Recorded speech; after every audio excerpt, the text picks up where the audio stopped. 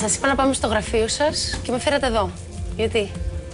Εδώ είναι το γραφείο μου. Εδώ είναι το γραφείο σας. Για ποιο λόγο?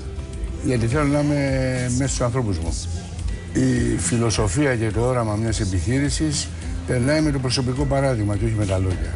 Άρα όλοι οι συνεργάτες είμαστε μια ομάδα, δεν υπάρχουν διαχωριστικά. Τα προβλήματα φτάνουν αμέσως και επιλύονται αμέσως. Real time management που λέμε. Υπάρχει αντίληψη ότι γενικά το αφεντικό πρέπει να είναι πιο απόμακρο, να παίρνει τις αποφάσεις και κλεισμένων των θυρών. Είναι απαρχαιωμένο αυτό το μοντέλο. Απαρχαιωμένο μοντέλο. Για σας τι σημαίνει δουλειά? Για μένα δουλειά είναι χόμπι. Χόμπι. Αυτή η κατάσταση σημερινή δεν υπήρξε ποτέ χειρότερη στα 42 χρόνια που έχω δει σαν επιχείρηση.